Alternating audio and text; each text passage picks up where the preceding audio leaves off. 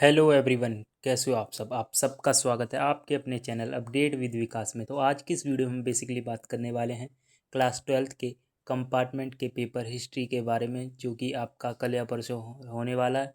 तो आज के इस वीडियो में देखें कि कौन कौन से मोस्ट इम्पॉर्टेंट क्वेश्चन हैं जो आपके हिस्ट्री के एग्ज़ाम में, कंपार्टमेंट के एग्ज़ाम में जो कल परसों उसमें पूछे जा सकते हैं, क्योंकि जो आपका सिलेबस है और जो आपकी बुक है वो सेम ही होती है मार्च के एग्ज़ाम और कंपार्टमेंट के जुलाई वाले एग्ज़ामों में। तो क्वेश्चन भी सेम ही आते हैं, फिर वो आप चाहे इम्प्रूवमेंट का पेपर दे रहे हो या फिर एडिशनल का दे रहे हो या फिर किसी भी टाइप का पेपर दे रहे हो। तो बहुत से क्वेश्चन ऐसे होते हैं जो हर पेपर में रिपीट होते हैं। तो देखते हैं कि इस पेपर पैटर्न में कौन कौन से इंपॉर्टेंट क्वेश्चन रहने वाले हैं जो आपके कंपार्टमेंट के पेपर में आ सकते हैं। तो चलिए स्टार्ट करते हैं वीडियो। वीडियो अच्छी लगी तो चैनल को सब्सक्राइब करें, वीडियो लाइक करें और वीडियो में आगे बढ़ते हैं। तो देख सकते हैं सेक्शन ए आ चुका है। यहाँ पे एमसीक्यू टाइप्स है, तो आपको बहुत बहुत सी जो बातें होती हैं, क्या बोलते हैं, डेट्स वगैरह याद करनी रहनी पड़ती है, जिससे आपको पेपर में एमसीक्यू पूछे जा सके तो आप आज से जवाब दे सके। तो पहला क्वेश्चन आ गया, हड़प्पा सभ्यता की सबसे महत्वपूर्ण विशेषता क्या थी? आपको बताना है। नगर योजना थी, व्यापार थी, कला थी या पशुपालन थी, वो बताना है। मौर्य वंश का संस्थापक कौन था? ठीक है, आपको बताना है। तीसरा क्वेश्चन है, महाभारत की रचना मूल रूप से किस भाषा में लिखी गई थी? जो महाभारत थी वो किस, जहाँ तक है ये संस्कृति होगा, क्योंकि जो पहले की रचनाएं वगैरह थे वो संस्कृत में ही ज़्यादा लिखी जाती थी। त्रिपीटिक त्रिपीटिक का संबंध किस धर्म से है? आपको बताना है। सती प्रथा का आंखों देखा हाल किसने प्रस्तुत किया? जो सती प्रथा थी, जो उस समय पुराने समय जब पति के मर जाने के बाद जिंदा पत्नी को उसकी लाश के ऊपर, चिता के ऊपर बैठा के जला दिया जाता था, उसी को ही सती प्रथा कहते हैं। तो इसकी आंखों देखी हाल किसने प्रस्तुत किया था, वो बताना है आपको। ये नाम दिए हुए हैं चार, ठीक है। उसके बाद आपको छठा क्वेश्चन है, निजामुद्दीन का औलिया का संबंध किस सूफी सिलसिले से था? वो आपको बताना, ठीक है। सर्वप्रथम विजयनगर की यात्रा पर आने वाला विदेशी यात्री कौन था? वो बताना। सलाहवीं 16वीं-17वीं शताब्दी में भारत लगभग कितने प्रतिशत आबादी शहर में रहती थी? जो 17वीं और 16वीं शताब्दी थी उसमें जो भारत की कितनी प्रतिशत आबादी थी वो शहरों में रहती थी, वो आपको बताना है। सहायक संधि प्रणाली किसने तैयार की थी? जो सहायक संधि प्रणाली थी वो किसने तैयार की थी, वो आपको बताना है। महात्मा गांधी ने पहला किसान आंदोलन कहाँ शुरू किया? आपको बताना। चंपारण में किया था, खेड़ा में किया था, बरदौली में किया था, वर्थ में किया था, वो आपको बताना, ठीक है। और भारतीय संविधान की प्रस्तावना में कौन सा शब्द नहीं निहित नहीं है? समाजवाद, धर्मनिरपेक्ष, राजतंत्र, प्रजातंत्र, ठीक है। कौन सा जो शब्द है वो भारतीय संविधान की प्रस्तावना में नहीं है, वो आपको बताना है। राजवाद नहीं था, राजवाद नहीं होगा, ठीक है। प्रजातंत्र, समाजवाद और धर्मनिरपेक्षता तो होगी, पर राजवाद नहीं होगा। इसका आंसर बी होगा। द्वितीय विश्व युद्ध किस वर्ष शुरू हुआ था? जो सेकेंड वर्ल्ड वॉर थी वो कब स्टार्ट हुई थी, वो आपको बताना है, ठीक है। आई थिंक ये 1947 में तो ख़त्म हो गया था, तो 1945 या 1937 में स्टार्ट हुआ था, ठीक है। और ये शॉर्ट क्वेश्चन आ गए हैं, वन वर्ड आंसर देना आपको। किस हड़प्पाई नगर की खोज सबसे पहले हुई थी? कौन सा हड़प्पाई नगर था जिसकी खोज सबसे पहले हुई थी? पुराणों की संख्या कितनी थी? जो पुराण थे उनकी संख्या कितनी है? जो पुराण है, वेद पुराण है, उनकी संख्या कितनी, वो आपको बताना है। दांडी यात्रा कब शुरू हुई? जो महात्मा गांधी की दांडी यात्रा थी, ठीक है, जो नमक आंदोलन के लिए थी, वो कब स्टार्ट हुई थी, वो बताना आपको। फिलअप आ गया, हड़प्पा सभ्यता की लिपि में चिन्हों की संख्या डैश से डैश के बीच में थी। जो हड़प्पा सभ्यता थी उसमें जो लिपि थी, जो लिखी जाने वाली लिपि थी, उसकी संख्या कहाँ से कहाँ तक थी, वो आपको बताना, ठीक है। हर्षचरित्र कन्नौज के शासक डैश की जीवनी है, ये आपको बताना। ठीक है।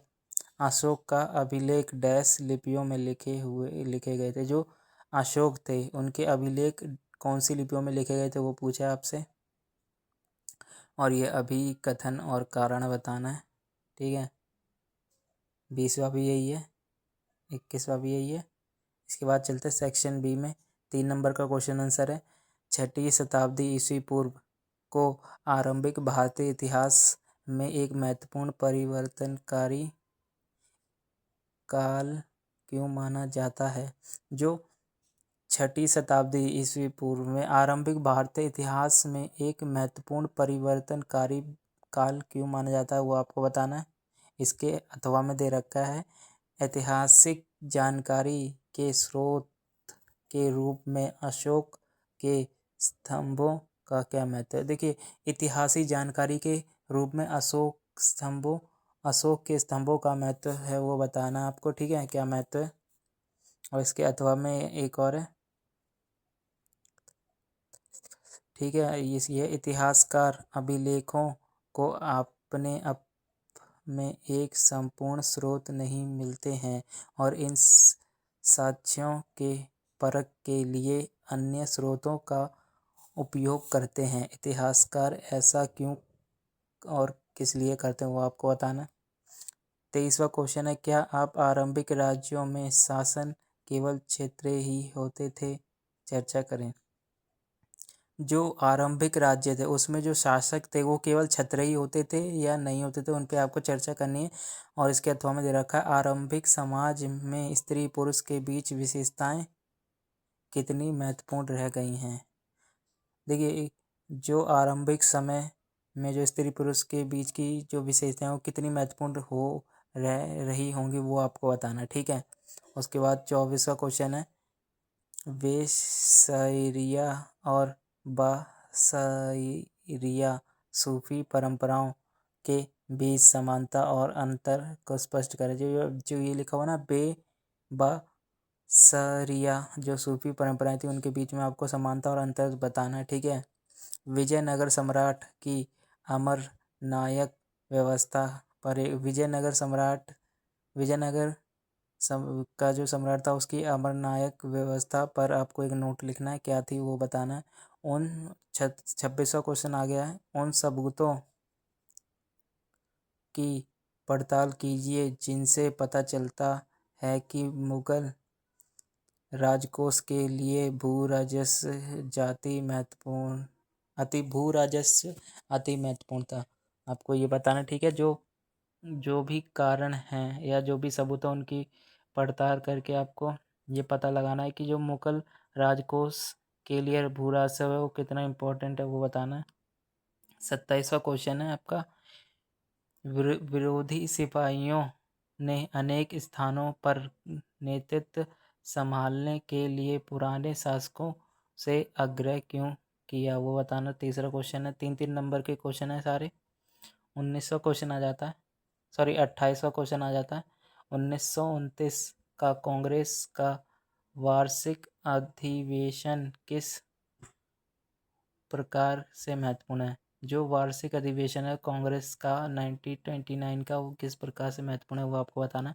29वां क्वेश्चन है, उद्देश्य प्रस्ताव में किन आदर्शों को अभिव्यक्त किया गया? जो उद्देश्य प्रस्ताव है उसमें किन आदर्शों को अभिव्यक्त किया गया वो बताना। इसके अथवा में वे कौन सी ऐतिहासिक ताकतें थीं जिन्होंने संविधान का स्वरूप तय किया? वो कौन सी ऐतिहासिक ताकतें थी जिन्होंने संविधान का स्वरूप तय किया वो तक बताना। सी क्वेश्चन आ गया आपका सोर्स बेस्ड क्वेश्चन, सोर्स के आधार पर क्वेश्चन है यहाँ पे। ठीक है, आपको ये दे रखा है और आपको इनके क्वेश्चन पढ़ने हैं। Read the source of question 30-32। और देखिए, जो ये सोर्स दिया हुआ है, पैसेज सा दिया हुआ है, इसको आपको पढ़ के इनके आंसर बताने हैं। ठीक है, 31 तक दिए हुए हैं ये पूरे, 32वां भी है। इसके बाद डी आ गया आपका, लॉन्ग क्वेश्चन आ चुका है। लॉन्ग क्वेश्चन है, 33वां क्वेश्चन है, आधुनिक शहरों की कौन सी विशेषताएं हड़प्पा कालीन नगरों में पाई जाती हैं? जो आधुनिक शहरों में कौन सी विशेषताएं जो आधुनिक शहरों में के जो वो रहन सहन घरों की जो विशेषताएं वो कौन कौन सी व्यवस्थाएं जो हड़प्पा नगरों के में पाई जाती हैं, ठीक है, वो बताना है आपको। हड़प्पा वासियों के सुदूर क्षेत्र से संपर्क थे। उदाहरण दीजिए। जो हड़प्पा वासी थे उनके रिमोट एरिया से संबंध थे, आपको वो बताना है अपने उदाहरण देकर, ठीक है।